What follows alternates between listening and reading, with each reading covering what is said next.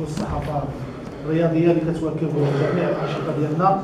كنشكروا الجماهير الرياضيه وخاصه جمعيه 9 ابريل اللي واكبت معنا هذا المسار ديال الادماج واللي سهرت عليه من الاول حتى الاخر. انا صراحه اللي كان مور الادماج واللي كدفع السيد الوالي باش ياخذ هذه المبادره هذه وكنشكل اللجنه هي الرساله اللي كتعمل 9 ابريل.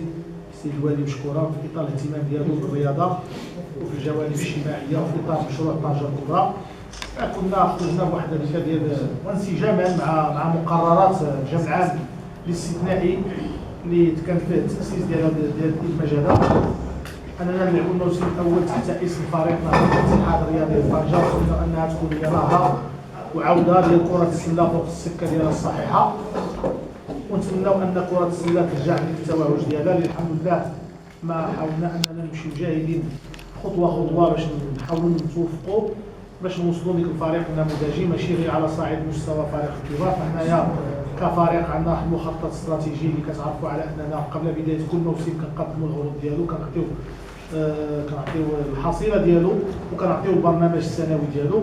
فهذاك البرنامج اللي كيهتم بالفئات الصغرى وبتوسيع قاعده الممارسين والفتح المجال امام العنصر المحلي. الخطوه المهمه اللي كانت العام اللي فات هو اننا هيكلنا فريق الاناث بجميع الفئات ديالو وعرف واحد هيكله كبيره، وعملنا فرق من الميني باسكيت حتى الفريق الكبيرات اللي حنايا الحمد لله قبل كنا كنتوفروا على 90 ولا 99% ديال اللاعبات من خارج طنجه. الحمد لله 100% من مدينه طنجه. من يوصل المدرب مع الاداره التقنيه ديك العمل اللي كنبغيوها وكنترجاوه عاد يقدر الانسان يعزز الفريق باش يكون حتى هو الواجهه، لاننا ما يمكنناش نفتحوا المجال واحد 99% من البنات برا طنجه والمعدل السن ديالهم اللي كان هو 37 40 38 سنه. فتحنا مجال قدام طاقات شابه في مدينه طنجه باش نكونوا كنهتموا بذلك ونعطيو فرصه للعنصر المحلي كذلك.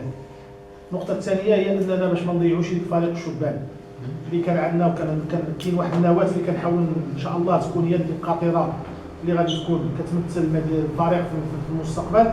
خلقنا فريق في القسم الوطني الثالث، وهذه اول بادره كتعمل على الصعيد الوطني، هو فريق نهضه اتحاد طنجه حرف باء اللي لعب الموسم الفارط في القسم الوطني الثالث. حقق نتائج ايجابيه، وقيل كنظن حتى للصف الثاني كان يمكن له يمشي للمباريات ديال السد، ولكن حنا الهدف ديالنا ما كانش هو باش انه يصعد. الهدف هو ان ديك اللاعبين يتمرسوا ويستافدوا من التنافسيه اللي كتعطيها في المقابلات، باش ان شاء الله في المستقبل القريب اننا نشوفوا واحد العناصر في الفريق الكبير. وفي 2018 بحال اللي عاملين الاخوان في المخطط الاستراتيجي باش يكون الفريق على الاقل 80 ولا 70% من العنصر المحلي، وهذه اللي كنطمحوا لها كاملين باش كتنقص المصاريف، كتنقص واحد مجموعه المسائل، وكذلك كنفتحوا مجال من العنصر المحلي باش يمثل المدينه ديالو يمثل الفريق ديالو ويكون قريب للجماهير ديالو. بحال اللي قلت انسجاما مع مقررات الجمع العام السابق، وان هذا الموسم هذا كان لابد يبقى واحد التغيير التعديل، ماشي تغيير هو تعديل وصافي في الاسم. والتعديل كان واضح لان في الاول قلنا نهضه الاتحاد الرياضي لطنجه لكره السله، وهذا التعديل هذا هو جمعيه الاتحاد الرياضي لطنجه لكره السله، عوضا من نهضه طنجه نهضه الاتحاد الرياضي لطنجه لكره السله. هذا التغيير هذا ولا هذا التعديل هذا اللي وقع في الاسم هو جاء برغبه ملحه من الجماهير ديال مدينه طنجه، من المسؤولين ديال مدينه طنجه، واحد مجموعه الفاعلين بحال اللي قلت على راسهم جمعيه 9 ابريل، وكذلك الاخوان ديال المكتب المسير اللي كانوا دائما كيقولوا انهم كخصهم يطمحوا باش انهم يواكبوا الرياضه مدينه طنجه. فكان صراحه حنا عانينا واحد العمليه من قله الجمهور والجماهير، يعني اللاعبين كيحتاجوا ديك اللمسه ديال الفنيه ديال الجماهير الرياضيه باش كتعطيهم ديك الحماس اكثر، وكتعطيهم واحد الدفعه معنويه كبيره. وكذلك الفريق كيكون واحد المجموعه ديال الامور اللي خصها تكون عند الفريق، لان كيكون ديك الرصيد البشري ديال الجمهور كيعطي واحد المتنفس اكثر على مجموعه الاصعده. عملنا جاهدين اننا نخرجوا القانون الداخلي للوجود. خرجنا القانون الداخلي اللي صدقنا عليه في الاجتماع السابق. هذا القانون الداخلي اللي غيكون كينظم العمل، طريقه العمل ديال اي مكتب مسير غادي يشرف على الفريق، وكذلك غنفتحوا باب الانخراط، وغادي نفتحوا كذلك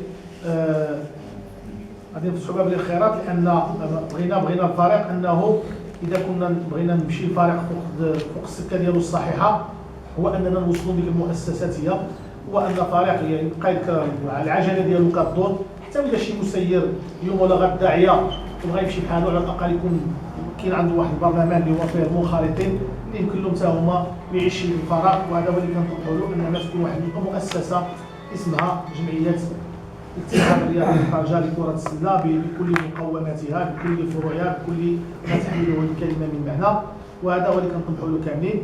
فصراحة كنشتغلوا في واحد المجموعة ديال المشاريع اللي إن شاء الله في اللقاء التواصلي اللي كنعملوا مع الجماهير ديالنا ومع رجال الصحافة والإعلام، غادي نعرضوه باش نعطيو الحصيلة التقنية ونعطيو البرنامج السنوي بعد ما كنا عملنا الجامعة ديالنا في أكتوبر وعطينا الحصيلة التدريبية والتمويلية. ولكن ما لا يخفى عليكم هو اننا بدايه الموسم كنعيشوا واحد المشكل كبير وكبير جدا اللي كنتمناو انه ما يعودش يفسد الفريق، لان صراحه كاين واحد التضييق كبير كنعرفوه لا على صعيد داخل القاعه ديال الزياتم ولا على صعيد القاعات، لان القاعه ديال البدر لحد الان باقي ما ترخصولناش باش نستغلوها. ففرق ديال الفئات الصغرى وفريق الاناث اللي هو مقبل على بطوله الكاس الاول باقي ما عرفش انطلاقات البطوله ديالو، كذلك الفريق ديال القسم الثالث. صراحه كنعيشوا واحد واخا ماشي هو الموضوع ديالنا، ولكن مادام التواجد ديال الصحافه بغينا نوصلوا لهم هذا الخبر هذا، لاننا كنعيشوا واحد صراحه واحد الضائقه على مستوى التدريب. فالمدربين جاهزين، اللاعبين ديالنا من جميع الفئات جاهزين، ولكن في غيدربوا ما لقيناش. هذا هو الاكراه الاول. اكراهات اخرى حنا راسلنا السيد والي خصوصها وكنتسناو الجواب، كنتمناو اننا نجبروا شي جواب شافي بحال اللي كان عهدنا في السيد والي، وكنتمناو كذلك ان الفريق هذا يكمل المسار ديالو الجيد اللي بداه هو وباقي الفروع الاخرى اللي هي كتوهج واللي كتحمل اسم مدينه طنجه واللي كتسوق اسم مدينه طنجه الكبرى على الصعيد المحلي والجهوي والوطني والدولي. فما نطولش عليكم الاخوان، فالنقطه الوحيده اللي كانت عندنا اليوم هي نقطه اساسيه، هي تعديل الاسم من نهضه الاتحاد الرياضي لطنجة لكرة السلة إلى جمعية الاتحاد الرياضي لطنجة لكرة السلة، واللي حافظت على نفس الأسس ديالها ديال القانون الأساسي اللي كينظم نفس الجمعية، كذلك نفس الأمور.